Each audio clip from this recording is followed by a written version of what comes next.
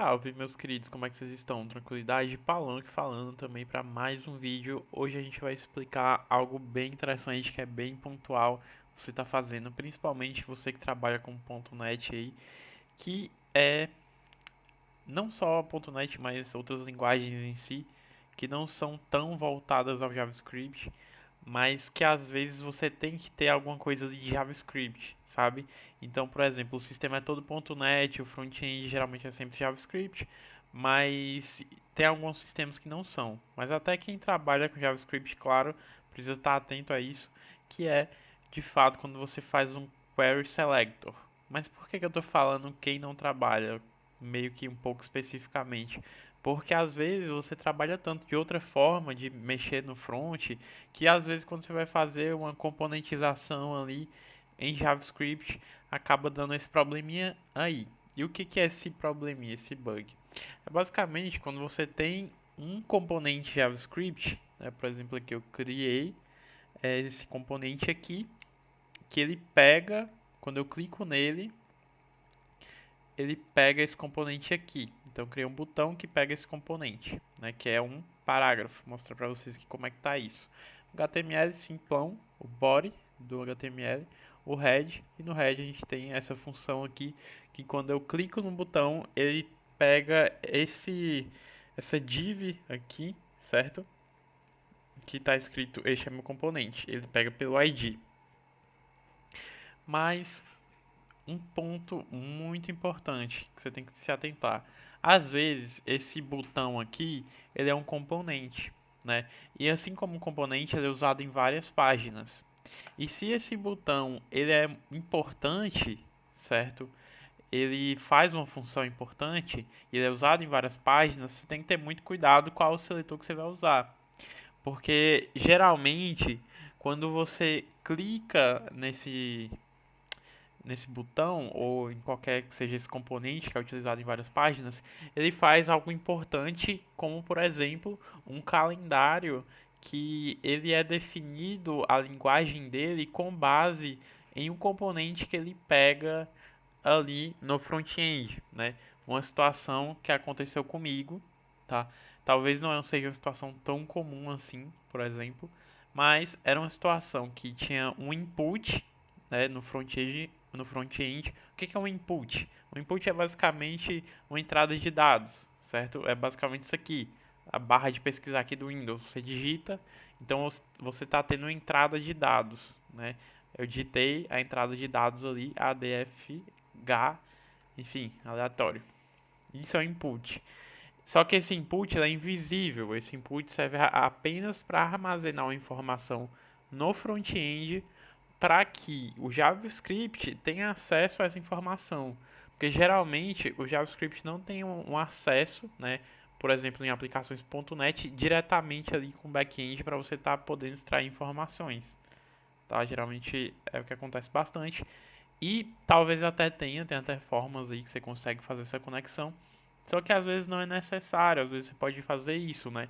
Ter um input ali que armazena a linguagem da aplicação, né? Se a linguagem está sendo exibida em inglês, se a linguagem está sendo exibida em português, para saber, né, no meu caso, como seria exibido o calendário, se seria exibido em inglês ou em português.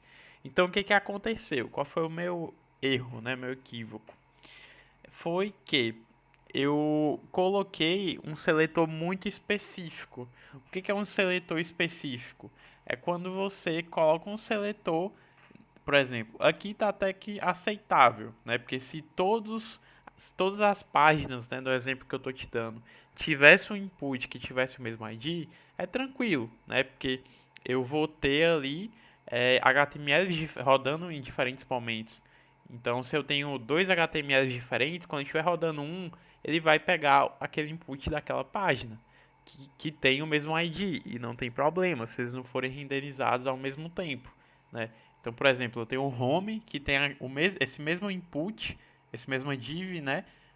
Que é este é meu componente. Então, se eu tiver dois HTMLs diferentes que tem essa mesma div e eles não forem renderizados ao mesmo tempo, não tem problema, certo? Então, isso aqui de fato é funcional. né? Então, sempre que eu trocar de página, eu tiver esse botão, mas eu também tiver uma div que tem esse ID, que esse botão pega pelo Query Select, né, pelo ID, é tranquilo, vai funcionar. Mas o que que aconteceu? O que que eu fiz? Eu utilizei essa ferramenta aqui, né? Basicamente você clica aqui e cliquei no componente. E o que que eu fiz? Eu vim com o botão direito, cópia. Isso aqui é muito bom quando você vai usar talvez o Purpety, né, .js, ou até mesmo Cypress. Mas para isso aqui não é interessante, quando você tem um componente que depende de pegar outro componente ali, certo? Então, hoje em dia geralmente tem componentes calendário pronto, né? Mas na minha empresa, por exemplo, não funciona dessa forma. Funciona da forma um pouco mais antiga, mas ainda funciona, né? É uma solução que não se estagnou, né? Não ficou defasada, ainda funciona, certo? E é uma forma com JavaScript puro e funciona muito bem, tá? Talvez para dar manutenção, para corrigir bug é bem complicadinho, mas ainda funciona. Então vamos lá. Se eu viesse aqui, né, meu componente P, isso aqui ainda dá certo aqui nesse caso. Mas nem todas as páginas têm a mesma formatação. Às vezes a página lá que eu estou construindo vai ter um link, né? Vai ter mais alguma coisa e vai ser diferente essa seleção. Então a dica do vídeo de hoje é vocês nunca usarem isso aqui, né? Principalmente se for um componente. É você pensar um pouco uma visão mais macro e ver que aquele componente vai ser usado em outras páginas. Então você tem que parar para pensar, putz, será se essa seleção vai realmente estar certo? Então você tem dois caminhos: ou pedir para o seu QA, ou se for você mesmo que testa, fazer o teste em várias páginas, né, para ver se aquele seletor funcionou de fato. Mas localmente você também testar ali, né? Vai em várias páginas ali e testa o componente. Veja se o seletor está abrangendo todas as páginas que ele tem, né? Então, se aquele seletor ele depende de um input em todas as páginas, esse input tem que ter ou um ID ou uma classe igual, né? E como eu falei, se não estiver renderizando ao mesmo tempo, não tem problema ter o ID, o mesmo ID, mas você pode colocar na classe, né, para ter a mesma classe que é mais comum. Então você faz um query select voltado à classe e não algo como isso, né? Que aqui é basicamente eu pego o meu primeiro componente, depois eu pego o filho dele, certo? Então, por exemplo, aí o que aconteceu nesse bug? É, funcionou na página que eu estava corrigindo, certo? Mas ao testar nas outras páginas não funcionou, né?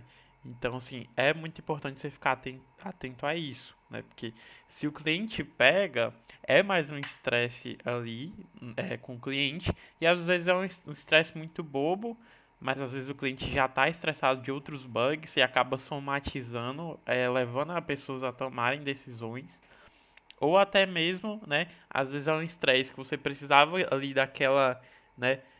Tipo, deixar pra estressar o cliente realmente com coisas maiores e com coisas relevantes, não com um bugzinho simples e que às vezes o cliente não entende muito bem, né? Ele pensa, putz, deu bug ontem, deu bug hoje. Então ele junta tudo, não pensa que é um bug menor, o outro é um bug maior, ele não pensa dessa forma.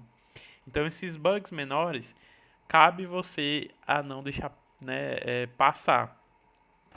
Porque assim, às vezes surge um bug, né, nesses componentes e você esquece de testar em várias páginas. E é um componente que está em várias páginas. Então é importante você ter essa visão de macro e sempre que você mexer em um componente que faz algum tipo de query select, ou que faz algum tipo de seleção ali pelo JavaScript, você testar em várias páginas e monopolizar aquele componente em alguma classe, né? Por exemplo, aqui a classe seria meu componente, ou até o ID. O ID também pode, tranquilo.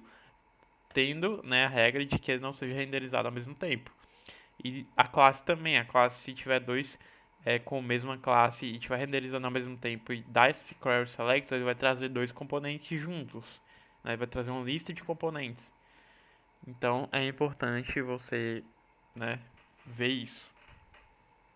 Então esse foi o vídeo de hoje, é só insight, mesmo vocês não dormirem no ponto com relação a isso, porque estressar o cliente com besteira não vale a pena, tá bom? Então já deixa o like aí, se inscreve no canal e tamo junto. Valeu!